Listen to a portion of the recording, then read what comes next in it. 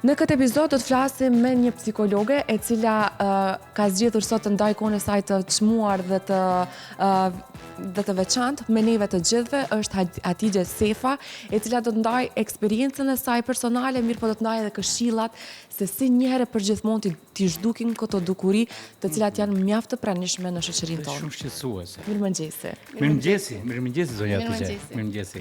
Besoj që pat një ditë të mirë sot, dhe do të flasim dhe do të mundohemi që të flasim sa më ta ulim topin, ashtu i themi ne, që të jemi sa më afër edhe me popullatën.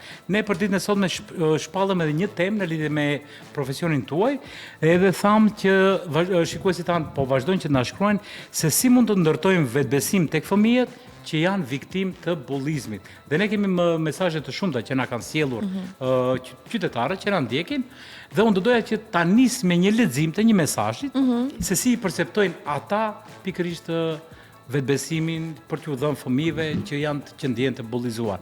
Valbona nga Kërçova thot, fëmijët nuk kanë nevojë për fjalë të mëdha, por për vëmendje të vërtetë.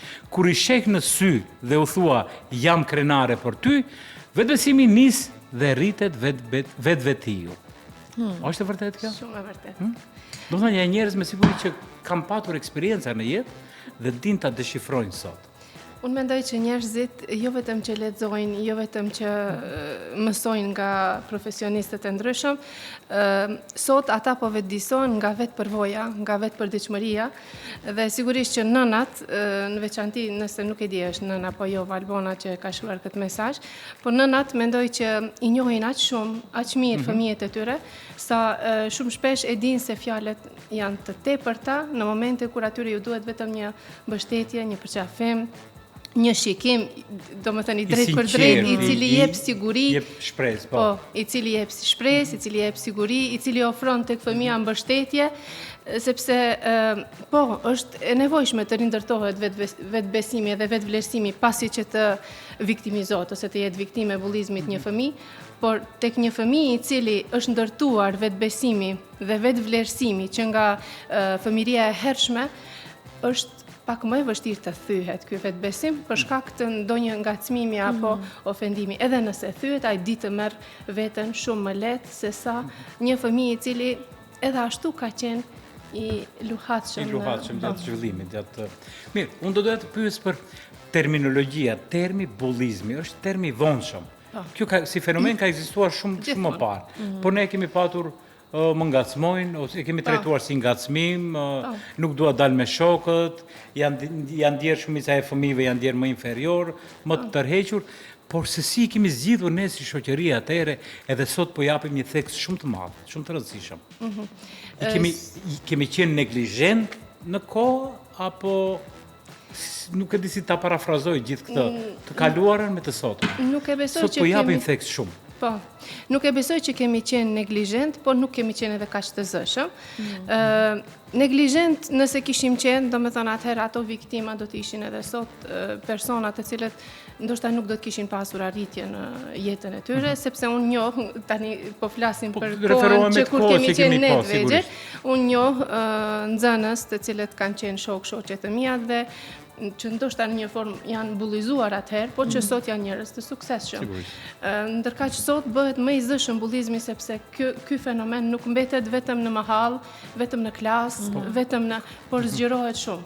Domethënë janë rrjetet sociale ndoshta ato të cilët secilin fenomen e përhapin aq shpejt, aq shumë, dhe sigurisht që kjo atëherë bëhet edhe më e rrezikshme, sepse ky person nuk mbetet vetëm në mahall i bullizuar, gjithmonë ka frikën që të njëjtit njerëz të cilët e kanë parë atë video ose e kanë dëgjuar për të, ose që është folur edhe më hapur, sepse e kemi pas më përpara një fenomen, një normë shoqërore, i kemi thënë gjunah, kemi thënë marrë, po, ndërsa sot nuk shoh që njerëzit nuk shoh që njerëzit shumë i përdorin këto mos e gjuna, sepse kur e kemi pa një fëmijë duke e bullizuar të tjerët, e kemi ndalë bullistin. Kemi thonë nalu se gjuna. Prit se gjuna, ose e kemi mbështetur viktimën, duke i thënë mos e ki dert, mos i ve veshin. Shoqëria përpara se të mbrinë në shtëpi ka qenë pak më ndryshe. Sot jemi më individualist, edhe fëmijët janë më individualist. Dhe kur e shohin një fenomen, mendoj që pak ka ndikim edhe kjo, sepse këto fenomene aq shumë po shpërndahen, sa tek sytë e njerëzve më nuk vrasin shumë. Po. Dhe fëmijët, do me thënë, sikur duket se janë mësuar me raste që shohin se ngacmohen, fëmijët tjerë edhe nuk është që reagojnë gjithmonë. Shumë e vërtet. Do me thënë, nuk janë në atë vedije që ka qenë më herët. Pastaj sot nuk është e lehtë të te kalohet një problematikë e bullizmit, sepse ajo shumë shpejt, si që thash më herët, edhe shpërndahet. Ndoshta ajo rastisht ndodh që të kap diku në një cep video që një kamerë e vendosur diku dhe rastisht ti porzohesh aty, që mund të jetë njerëzishme të gjithë, edhe për disa klikime, për disa përfitime personale të X personave, ajo shpërndahet dhe ky person me automatizëm bullizohet nga shoqëria. Dhe ne si shoqëri nuk bëjmë asgjë për ta ndaluar këtë.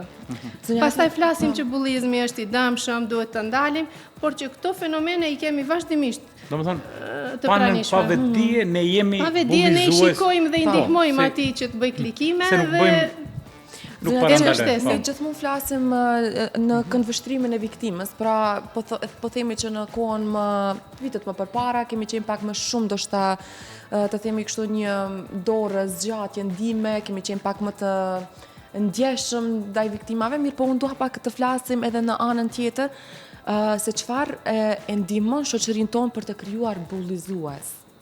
E sidomos në moshë të re, si një bullizues krijohet që nga fëmijëria e tij, ka të bëjë me traumat, ka të bëjë me rrethin më shumë, çfarë ndikon më shumë që një fëmijë të bullizon një fëmijë tjetër. Do të thënë që të formojnë bullist. Po. Do të thënë për të bërë protagonist për të bullizuar.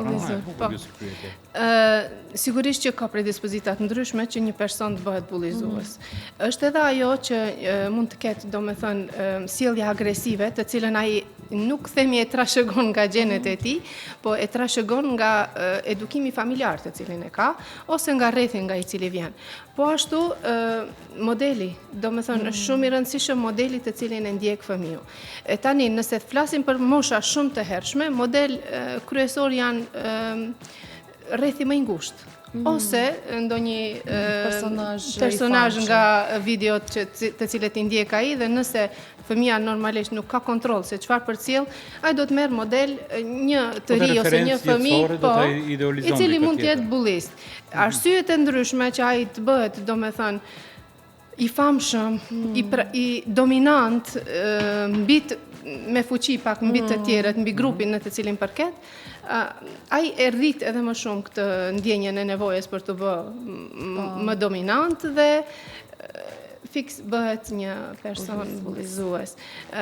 Prandaj themi që ka shumë faktorë, domethënë shoqëria është modeli i cili mund të jetë komplet i panjohur edhe për familjen, mund të jetë edhe edukimi familjar, sepse jo gjithmonë mund të themi se nga një familje agresive vjen një fëmijë agresiv, patjetër ka një familje agresive që ka, domethënë, zën ka konflikte, sjellje agresive brenda saj, por edhe jo rrallë kemi raste të tilla ku një fëmijë i cili paraqet sjellje agresive ka pa diku në shtëpi, në rrethin e ngushtë, ose në rrethin më gjerë, ose në rrethin ku jeton, sjellje të ndryshme agresive, ngacmuese, ofenduese, dhe të njëjtët ai pastaj i aplikon edhe në rrethin ku paraqitet, domethënë, tek fëmijët e tjerë. Po në këtë rast, a kemi paksa tolerancë pedagogjike më shumë se ç'duhet në për ambientet shkollore? Fatkeqësisht dim se ndodhin shumë fenomene të tjera. Unë mendoj që dhe mungon në total. Jo, ekzistojnë funksionet e pedagogët që duhet të merr masa.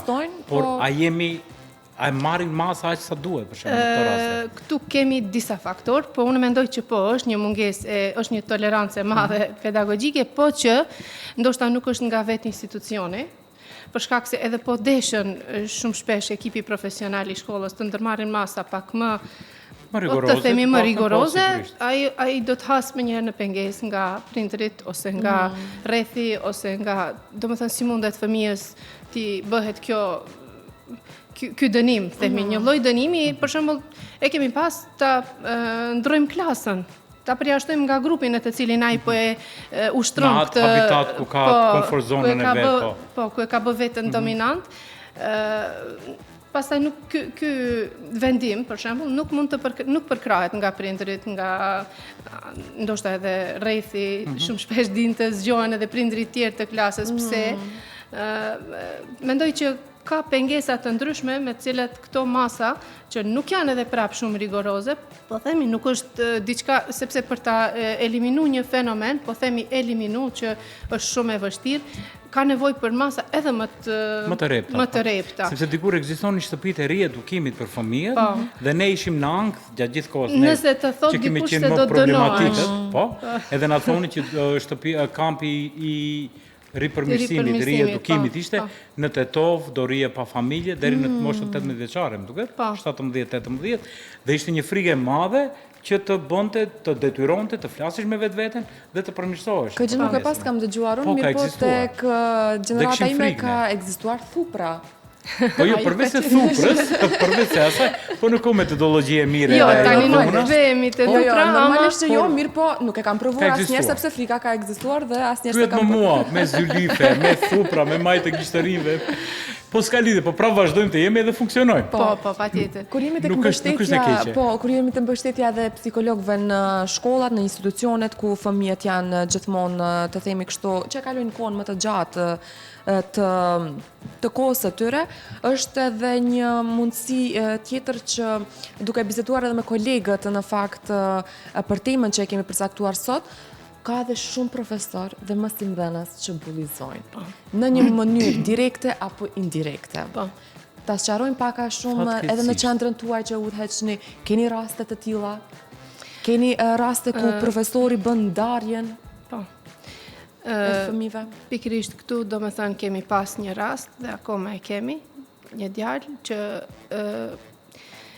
po themi ka një rënje dukshme të vetbesimit edhe të vetvlerësimit, pikërisht për shkak të asaj se ndoshta mësimdhënësi, ndoshta jo, po tashti po e marrim si të vërtet të thënë nga prindi i fëmijës, se mësimdhënësi para gjithë klasës e ka etiketuar me një fjalë që ka qenë goxha ofenduese për të, ofenduese për aftësitë e tij.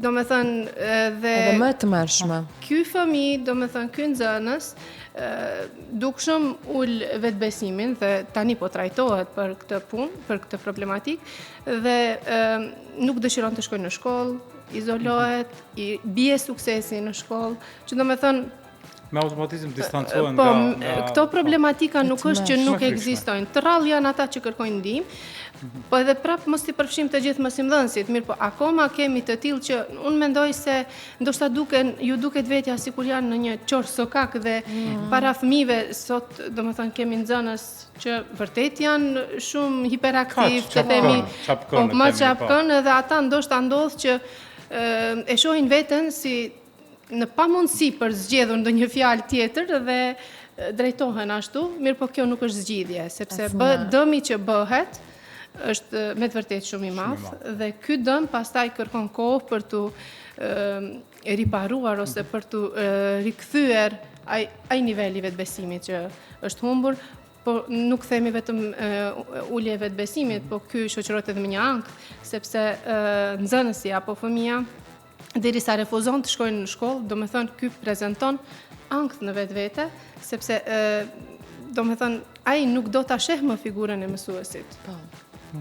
Unë u preka shumë nga ky rast. Nuk e kisha dëgjuar të rast, por shqetësuese kjo. Po. Janë të rralla, fëmi që janë të rralla, po që po më vjen keq që ndodhin. A duhet të bëjmë një apel në rast se gjithë ata prindërit dinë kështu raste, a duhet të bëjmë një apel që ti lajmërojmë këta pedagog, arsimtar, profesor, kushdo qofshin ata, që ndjejnë tek fëmijët e tyre, që bëjnë që ka pas raste që... Sepse këtu kemi edhe një pengesë, këtu kemi një mur të distancimit në mes fëmijëve, prindit. Trekëndshi i famshëm. Nuk kanë guxim për të ballafaquar, për të thënë. Ajo fjala po është peshon me tonelata për një fëmijë që ta pranon një realitet që i ndodhen. Mundohet gjithmonë ta ngulfatën veten për të mos e thënë ponë. Edhe si e thatë ju, është me të vërtet e vështirë që një fëmijë ose një prind që ta pranon këtë. Unë mendoj që ka pasën edhe iniciativa dhe më herët që prindrit janë ankuar, kanë kërku drejtësi, kanë kërku një lloj dënimi ndoshta për mësimdhënësin nëse ai ka bërë ndonjë vepër bullizuese, e ka ofenduar një formë apo në një formë tjetër një nxënës të tij. Dhe janë ndërmarrë masa, dim raste, mendoj që edhe ju mediat na i keni dhënë këto informacione, mirë po janë të rralla. Mendoj që janë të rralla sepse edhe vetë si fenomene nuk janë shumë të shpeshta. Më shumë të më alarmante janë rastet që ndodhin fëmijë nxënës me nxënës. E sidomos kohëve të fundit. Dhe prandaj mendoj që kjo mbetet sikur në një hije, bile ka raste kur do me thënë ofendohet ose nënçmohet nga vetë mësimdhënësi bullisti. Për shkak se arsimtari ose mësimdhënësi e ndjen veten të pafuqishëm, nuk di se si ta ndal, për shembull, derisa ai bën vepra të cilat e dëmtojnë shoqen e klasës. Dhe ky detyrohet që të përdor fjalë që t'ja ul pak atë tempon të cilin e ka marrë vetbesimin e lartë, po. Sepse ai e sheh veten dominant në çdo hapësirë edhe këtë e paraqet ndoshta edhe para mësuesit. Mirë po e dhimbshme është kur kjo ndodh me nxënës të cilët ndoshta fare nuk e meritojnë, e që ka raste që ndodh. Ndoshta janë të rralla, po derisa ne kemi një rast, do me thënë ekziston. Kam një mesazh këtu shumë interesant, kërkoj ndjes Valbona, është Erblini 15 vjeç, thotë jam 15 vjeç. Më kanë tallur për mënyrën se si flas. Por tani t'ju them të drejtën nuk kam më frikë. E kuptova që ndryshe nuk do të thotë më keq. Vetbesimi më vjen kur e pranon veten ashtu siç je. Domethënë është ta kuptuar, e ka pranuar veten dhe jeta është më e bukur. Që të ballafaqohet, po unë jam ky që jam. Kjo është një guxim shumë i mirë. Atëherë lindjelli dhe jeta është më e bukur, kur ti e pranon se siç je. Unë pikërisht këtu pak desha të lidhem, pikërisht lidhet pak a shumë edhe me këtë që e tha djaloshi, ka të bëj drejtëron me komplekset të cilat më duket që shumë nga edhe më të rit i bartin nga fëmijëria. Ja, për shembull, ky në moshë shumë të re ka pranuar dhe tani mund të themi që do ta jeton një jetë më të shëndosh dhe pa komplekse. Prej cilës moshë fillojnë këto komplekse të cilat nuk shërohen dhe barten gjatë gjithë jetës? Do me thënë, mendoj që ti po flet për ato komplekse të cilat e bëjnë njeriu të paaft paraqitet para njerëzve. Pikërisht Erblini nëse nuk gabuam. Po ka patur me të folurën. Do të Erblini do që të jetë gazetar. Për shembull do një fuq. Do të ka ëndër të jetë gazetar. Dhe një kompleks i tillë se cilin mund ta bart nga fëmijëria, mund ta ndalon atë për të ndjekur ëndrrën e tij. Jo gjithmonë filloj nga fëmijëria, por ka edhe raste që fillojnë nga fëmijëria, nëse ky person domethënë ofendohet edhe vazhdimisht që nga fëmijëria, sepse nëse është e pranishme një problematik, një shqetësim, një vështirësi të cilën ai e ka prej më i vogël, domethënë ai fillon prej atëherë. Mirë po, shumica e komplekseve fillojnë në pubertet. Domethënë edhe në adoleshencën e hershme, po janë pikërisht ato ndryshimet emocionale, hormonale që ndodhin tek ata, fillon ajo nevoja për të dukur më i fort, më i madh, më i rritur, më ashtu edhe kur ata shohin që për shembull ta zëm ka të reja të cilat nuk kënaqen me pamjen e tyre fizike, ose ka të rinj të cilat pikërisht nuk kënaqen me gjatësinë e tyre. Dhe kjo krijon një kompleks që pastaj ai në paraqitjen e tij para të tjerëve, para grupit ose para kudo që paraqitet, e ndjen atë se do të më gjykoj ky se unë jam më i shkurt, ose do të më gjykoj ky se unë nuk dukem perfekt, se nuk, domethënë nuk ekziston një disa proporcione perfekte, po te këta mosha janë në kërkim të asaj, sepse janë në formim të identitetit dhe derisa po formojnë identitetin ata edhe po formojnë pritshmëri nga vetja e tyre. Edhe nëse nuk mund t'i arrin, që është e pamundshme secili njeri të arrijë gjithçka që idealizon në mendjen e tij. Prandaj do me thënë edhe fillojnë këto komplekse të cilet pastaj bartin me vite, që nuk do me thënë se nuk hiqen, po kur fillon, si kur ky djali që ka pranu veten, të pranoj veten, kur njeriu vetëdijsohet se, okej, ky jam unë, me këto të mirat, këqija, gjitha që i kam, ky jam unë dhe ky paraqiten para të gjithëve pas një problematik, do me thënë atëherë fillojnë edhe të zbehen ato komplekse ngadalë derisa të... Sepse truri nuk i percepton më gojdanët rreth e rrotull, merret vetëm me veten e tij, me dëshirën, me guximin, e krijon atë murin mbrojtës edhe njeriu ka sukses. Kështu duhet të veprojmë të gjithë. Unë për atë edhe disha pak të ndalim te komplekset sepse unë shoh shumë edhe tek rrethi jon, tek gjithë shoqëria që ka shumë komplekse, të cilat ndoshta janë komplekse madhore për mosha më të mëdha, mirë po janë komplekse që nuk po shërohen. Janë komplekse pikërisht e gojthënjeve që rreth rrotull që ndikohen edhe kur jep më të themi 30 vjeç. Domethënë duhet që një herë për gjithmonë të shërohemi dhe as pak të mos ndikohemi nga fjalët që thuhen nga të tjerët, përveç se ta pranojmë veten. Atëherë do ekziston një botë shumë ideale. Por nuk jemi në të. Ngadalë ta praktikojmë. Fenomeni dhe temat të cilën do doja ta diskutonim më janë edhe këto video të cilët i diskutuam.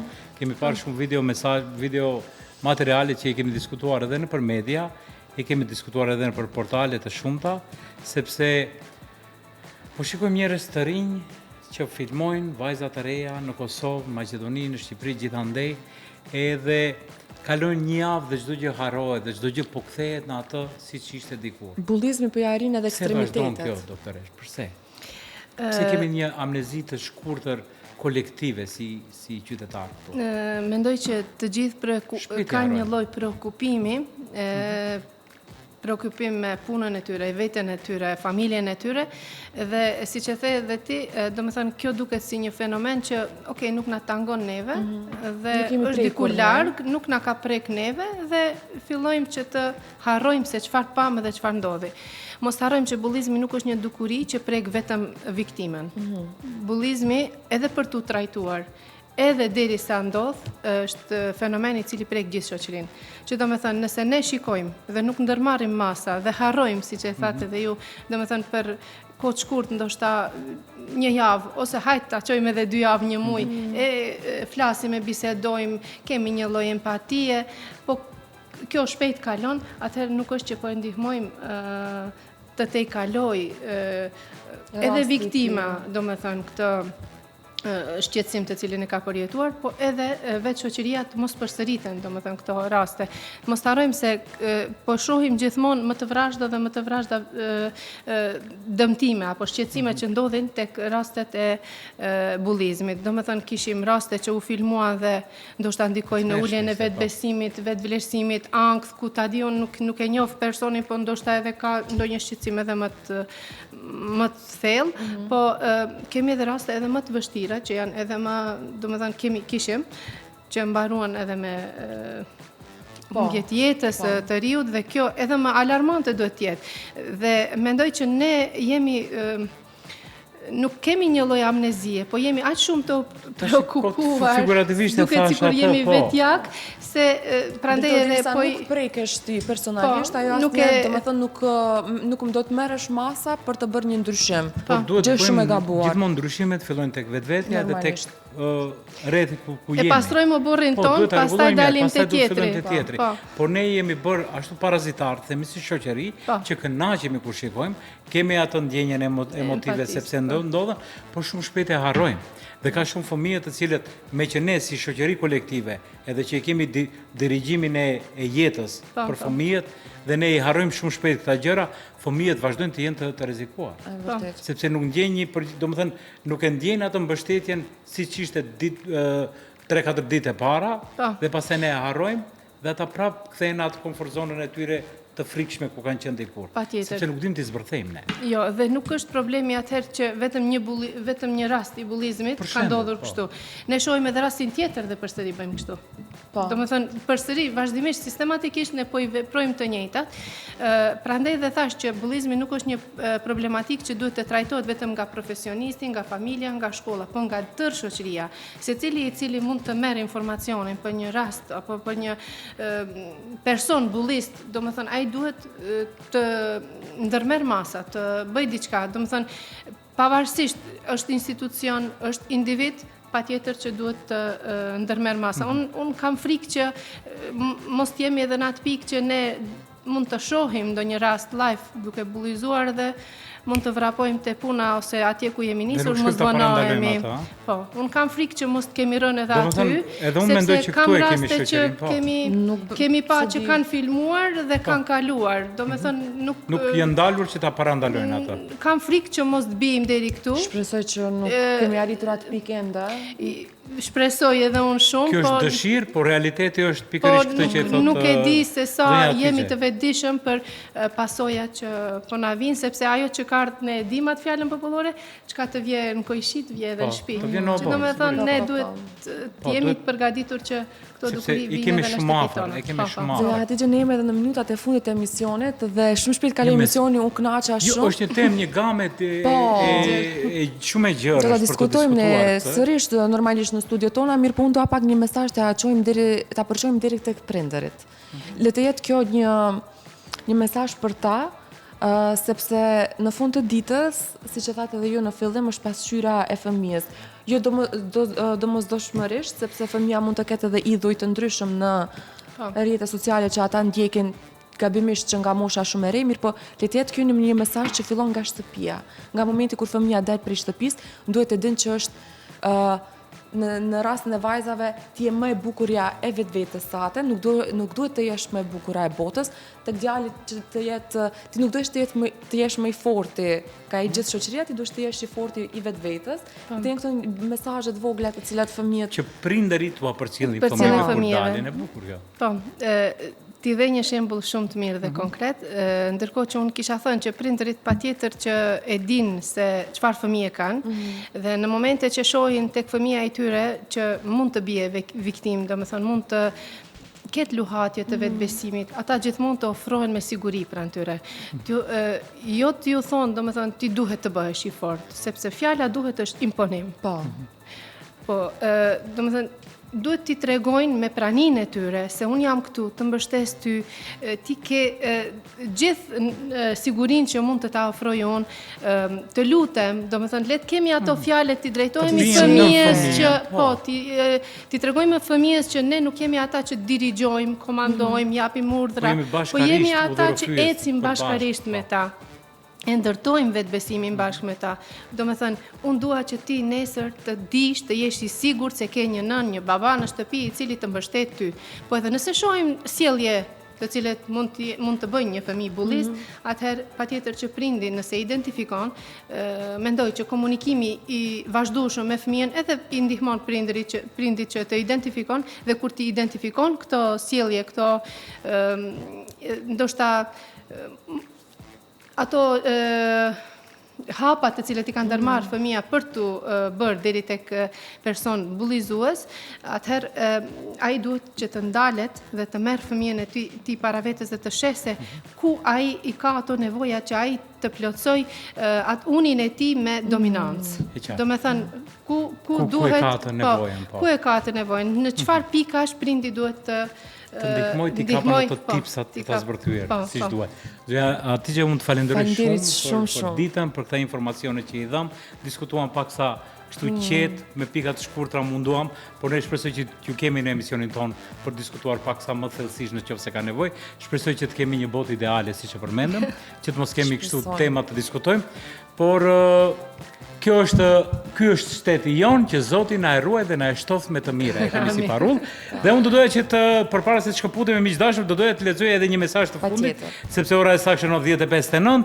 Rita thot: "Kur më thoni nuk je e bukur, fillova të shkruaj poezi. Sot kam fituar një konkurs dhe askush s'mund të më ul nëse ti zgjedh të ngrihesh." Rita je shumë e bukur, Rita. Ke një shpirt të mrekullueshëm dhe shumë të bukur. Kjo është më e rëndësishme se gjithçka që shumë e guximshme. Shoqëria thot. Andaj, zonja Hatice, faleminderit shumë për ditën. Valbona, faleminderit shumë. Sapo mora një informacion nga doktori që tha gjithçka është në rregull, po, ka kaluar mirë dhe jam shumë i lumtur, miq dashur. Shihemi nesër në njëjtën kohë, në njëjtin vend. Deri atëherë. Fruti më i bukur dhe më i mirë, mango. Që se kam shijuar akoma. Shihemi nesër.